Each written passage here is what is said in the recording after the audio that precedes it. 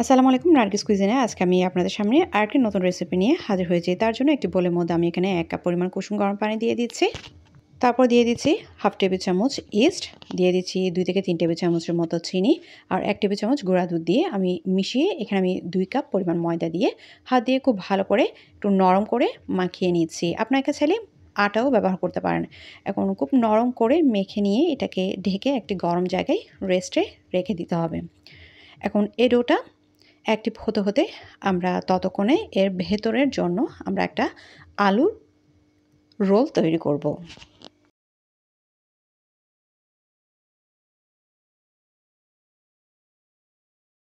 তার জন্য এখানে আমি একটি বোলের মধ্যে সিদ্ধ করা আলু নিয়ে নিচ্ছি। আলুগুলোকে সিদ্ধ করে আমি খুব ভালো করে হাত দিয়ে ম্যাশ করে নিয়েছি। এখন এখানে আমি একে দিয়ে দিচ্ছি পেঁয়াজ কুচি, কাঁচামরিচ কুচি, সাথে দিয়ে দিব লাল মরিচের গুঁড়ো, আরও দিয়ে দিচ্ছি একটি ম্যাজিক মশলা, সাথে দিয়ে দিব কর্নফ্লাওয়ার দিয়ে সব একসাথে খুব ভালো করে হাত দিয়ে মেখে আমি লম্বা লম্বা রোল করে নিচ্ছি। এভাবে করে রোল করে আপনারা চাইলে ফ্রিজেও রেখে দিতে পারেন একটু সেট হওয়ার জন্য। আমি রোল করে এগুলোকে ফ্রিজে একটু সেট হওয়ার জন্য রেখে দিচ্ছি। আলুর এই রোলটা তৈরি করার জন্য আপনারা চাইলে এখানে এভাবে পাউরুটিও দিতে পারেন আর চাইলে এখানে মাংস দিতে পারেন। আমার রান্না করা মাংস ফ্রিজে ছিল, আমি চটজলদি এই মাংসটাকে বের করে একটা গ্রেটারের সাহায্যে এই মাংসটাকে এভাবে গ্রেট করে নিচ্ছি। যেহেতু এই মাংসটা ফ্রিজে ছিল এবং এটা নরমাল হতে অনেক টাইম লাগবে আর আমার রান্না ততক্ষণে কিন্তু আমার রান্না করে ফেলতে হচ্ছে, তাই সেজন্য এই মাংসটাকে আমি গ্রেটের সাহায্যে খুব ইজিলি গ্রেট করে নিতে পেরেছি। যেহেতু এই মাংসটা ডিপ ফ্রিজ থেকে বের করে নিয়েছে এবং ওটা অনেকটা শক্ত, এগুলো কিন্তু রান্না করা মাংস। আপনারা চাইলে এসব উপকরণ দিতে পারেন, আবার যদি চান পাউরুটি আর মাংস বাদ দিয়েও আপনারা কর্নফ্লাওয়ার দিয়েও এটাকে মাখিয়ে রোল করে নিতে পারেন। এভাবে করে আপনারা কিন্তু ফ্রিজে রেখে দীর্ঘদিন সংরক্ষণ করতে পারেন আর এভাবে তৈরি করে আপনারা নর্মাল ফ্রিজে একটু সেট হওয়ার জন্য রেখে দিলে ভালো হয়। তারপর আমি চুলায় একটি প্যান বসিয়ে প্যানের মধ্যে কিছুটা পরিমাণ তেল দিয়ে তেলটুকু গরম করে নিব। গরম করে নেওয়ার পরে আমি আলুর এই রোলগুলোকে চুলা আঁচটা মাঝারিতে রেখে উল্টিয়ে পাল্টিয়ে একটু সময় ধরে গোল্ডেন কালার করে ভেজে নেব। আপনারা আপনাদের পছন্দ মতো কালার করে ভেজে তারপর চুলা থেকে নামিয়ে নেবেন। আর আলুর এই রোলটা নাস্তা হিসেবেও আপনারা এইভাবে খেয়ে নিতে পারেন, এটা খেতে কিন্তু খুবই মজার।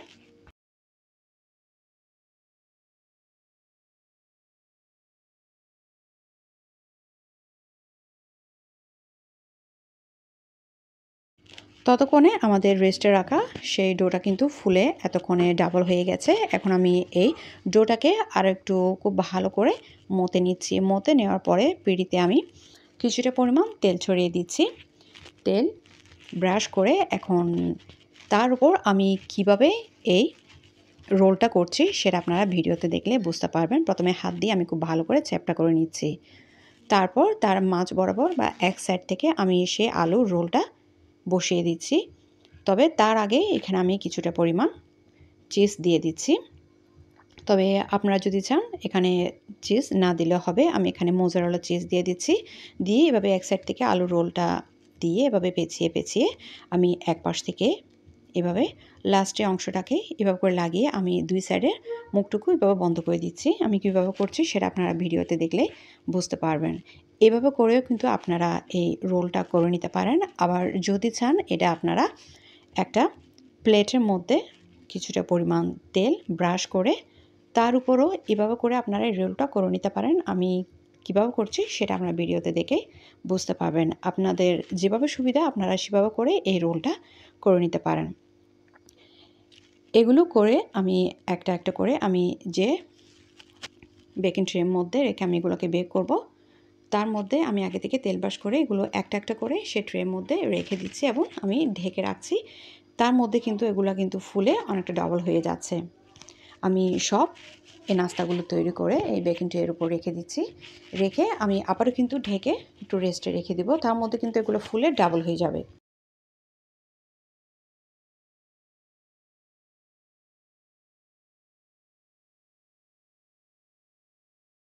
চুলায় আমি আগে থেকে একটা হাঁড়ি আমি লো আঁচে বসিয়ে রেখে 10 মিনিটের জন্য গরম করতে রেখে দিয়েছি।